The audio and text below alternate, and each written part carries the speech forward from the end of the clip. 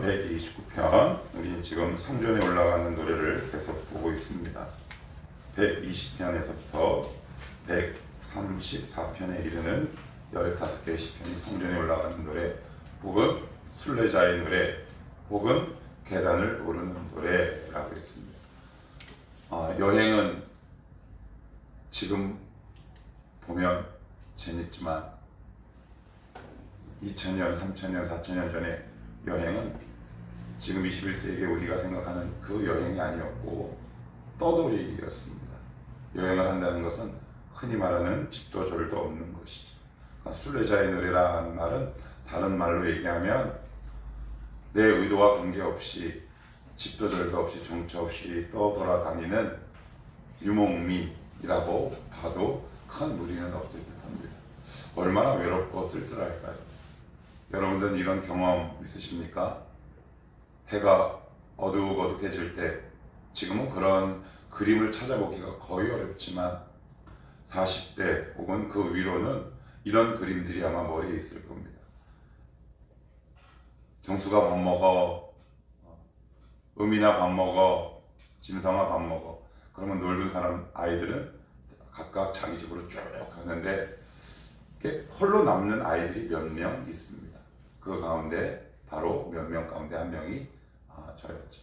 거기서 오는 적막함과 쓸쓸함, 외로움은 굉장히 말로 표현해내기가 어렵습니다. 그건 어떻게 보면 감정적이고 정서적인 면이라 뭐 그렇다 치겠지만, 실제적인 것은 되게 굶주림이라든가 외부의 적들, 그리고 그들과 싸우다가 내 가축을 지켜야 하는 데서 오는 그 상처들일 겁니다. 출애굽기에 보시면 되게 재밌는 이야기가 나오는데 우리는 이렇게 생각을 하죠. 이스라엘 백성은 400년 동안 노예 생활했다, 힘들었다라는 어떤 공식, 도식이 그려져 있는데 출애굽기 1장에 보면 이런 표현이 나옵니다. 때에 요셉을 알지 못하는 한 왕이 일어나니 이에 그가 이스라엘에게 노역을 심하게 지웠더라. 이런 말씀이 등장합니다. 그러니까 이스라엘 공동체는 출애굽, 즉 정확히 얘기하면 모세가 등장하던 그 무렵 이전까지는 되게 나름대로 안락한 생활을 살았어요. 왜요? 누구 덕분에? 요셉 덕분에. 그런데 모세가 일어나고 모세가 태어난 그 즈음부터 이상하게 바로가 이 이스라엘 공동체를 핍박하기 시작합니다. 노동의 강도를 더하고요. 그리고 출애굽기 5장에 보면 모세가 바로를 딱 만나고 난 이후부터는 그 노동의 강도가 굉장히 심해지는지 어느 정도냐, 일정 양의 작업량을 딱 주고 나서는 이렇게 얘기합니다. 벽돌을 만드는데 무엇을 주지 마라? 짚을 주지 마라. 그 당시 벽돌은 짚을 넣어서 제조를 했거든요. 그 이야기는 핵심 재료를 빼라는 거예요. 그런데 똑같이 할당량은 생산해내야 되는 고난이 있어요. 그러니까 이게 무슨 얘기냐? 하나님의 역사가 시작될 무렵부터 이스라엘 공동체는 고난을 당했다는 거예요. 여기에서 이제 성도들이 흔들리기 시작합니다. 나 왜 힘들지? 이럴 바에는 차라리 안 믿는 게 낫지 않나? 라는 회의를 만약에 한 번도 안 가져 보셨다면 조금 고민이 필요한 분입니다. 왜? 그리스도 안에서 갈등과 고민이 없을 수 없습니다. 왜 이럴까? 차라리 안 믿는 게 낫지 않을까? 라는 고민이 이 믿음의 길을 가는 성도라면 누구나 한두 번쯤은 갖게 되는 그런 진짜 고민이다. 자, 무슨 얘기냐? 1절에 이렇게 적혀 있습니다. 제가 다시 한번 볼게요. 이스라엘은 이제 말하기를 그들이 내가 어릴 때부터 여러 번 나를 괴롭혔도다. 그들이 내가 어릴 때부터 여러 번 나를 괴롭혔으나 나를 이기지 못하리로다. 이스라엘이 이제 이렇게 얘기합니다. 이스라엘 초창기부터, 이스라엘 초창기가 언제일까요? 노예 시절 혹은 이스라엘 건국, 뭐 어느 때를 봐도 관계없습니다. 하나님의 개입, 그리고 이스라엘이 믿음의 여정을 떠난 그 순간부터 사단이 이스라엘을 굉장히 집요하게 공격하기 시작한 거예요.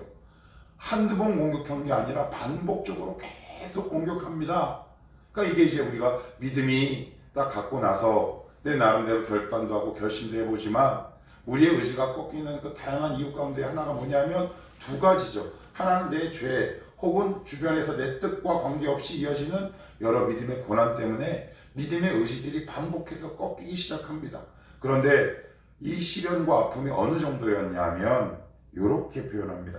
3절 같이 한번 볼까요? 시작. 밭가는 자들이 내 등을 갈아 그 고랑을 길게 지었도다. 밭가는 자들이 어디를? 등을. 원래 어디를 가는 겁니까? 쟁기를 갖고 밭을 가는 건데 그 쟁기를 갖고 등을 갈았답니다. 여기에 대한 해석은 두 가지로 나와요. 너무 못 먹고 못 살아서 피골이 상접해서 등이나 배에 뼈가 훤히 보인다라는 의미도 있고요. 두 번째는 이렇게 해석합니다. 이게 더 설득력을 얻는데 고대에는 노예를 부리는 데 있어서 채찍을 때릴 때 우리 주님이 맞은 채찍처럼 채찍 끝마디에 철사를 이렇게 갈짓자나 혹은 십자로 이렇게 구부려서 노예의 등을 때립니다. 그러니 노예의 등이 어떻게 될까요? 깊게 파인 거죠. 고통이 얼마나 크겠습니까? 너무너무 괴롭고 힘든 거예요.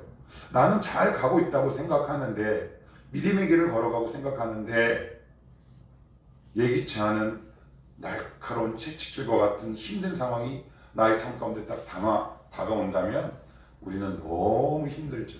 근데 그런 모습을 본 우리 주님께서 4절에서 이렇게 말씀하죠. 4절 제가 보겠습니다. 여호와께서는 의로우사 악인들의 줄을 끊으셨도다. 여기서 줄은 뭐냐면 우리 한국에도 있어요. 여러분 혹시 길거리 가다가 이런 삽을 본 적 있으십니까? 세 명이 흔히 말하는 현장 작업을 하는데 긴 삽에다가 그 삽날에 끈을 이렇게 묶습니다. 그래서 두 사람이 큰 모래더미 앞에서 그 줄을 끊으면 그 삽에 머리를 잡은 사람이 이렇게 끌죠. 그러면 노동이 훨씬 더 쉬워요. 근데 그 줄을 딱 끊으면 더 이상 쟁기질이나 삽질을 못하는 거예요. 근데 여기서 되게 중요한 게 있어요. 하나님이 우리의 고통을 보다 못해 이렇게 탁 끊으시죠. 그런데 이 끊은 고통에서 나오지 않는 사람들이 있어요. 그게 무슨 얘기냐? 이 믿음의 확신이나 이 말씀을 믿지 않는 경우에 제가 한번 예를 한번 들어볼게요. 우리가 보통 인생을 살다가 상처가 없는 사람은 없습니다. 없는 듯해도 다 있습니다. 어떤 사람은 누군가의 말로부터 아니면 우리 부모님으로부터 아니면 내 배우자로부터 받는 다양한 제각각의 상처가 있어요. 아니면 오랜 투병과 질병 끝에 내 영혼에 새겨진 상처들이 있습니다.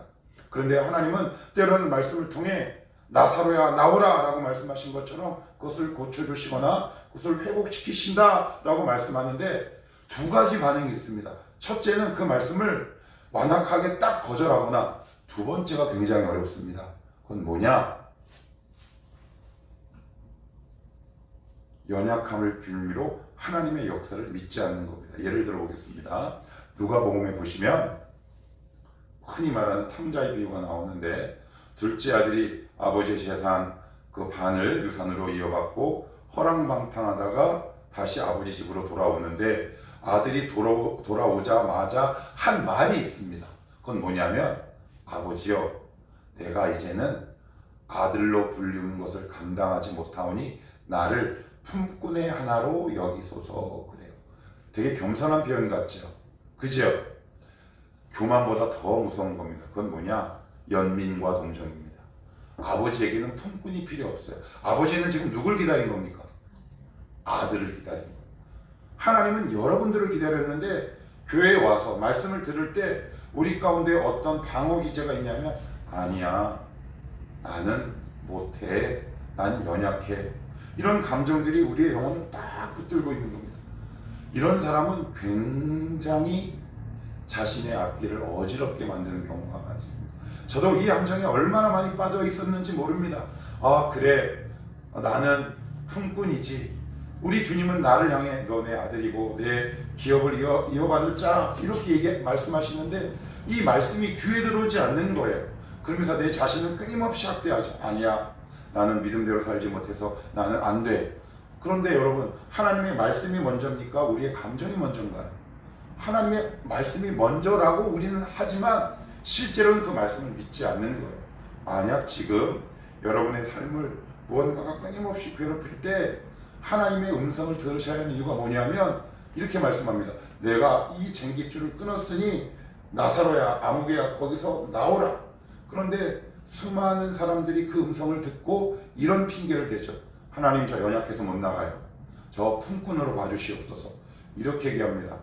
하나님은 품꾼이 필요 없어요. 하나님은 누가 필요한 겁니까? 저와 여러분, 아들, 딸이 필요한 겁니다. 지금 여러분들을 괴롭히는 다양한 상황들이 있을 수 있습니다. 거기에서 여러분 이렇게 기도하셔야 합니다. 하나님, 이 말씀을 보니 하나님이 그 징계줄을 딱 끊으시고 우리를 자유롭게 하셨음을 믿고 고백합니다. 하나님, 이 말씀을 믿고 담대하게 나아갈 수 있도록 하나님 인도하여 주시옵소서.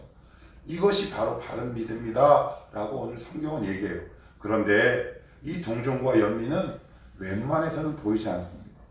여러분, 웬만해서는 보이지 않아요. 왜요? 굉장히 겸손을 가장하기 때문에 그렇습니다.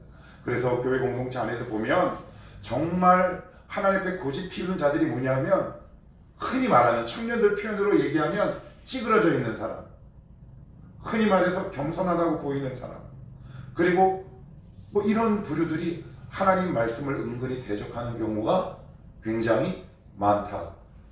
우리를 하나님은 품꾼으로 보시는 것이 아니라 우리를 자녀로 보시고 그 쟁기의 줄을 하나님이 끊으셨어요.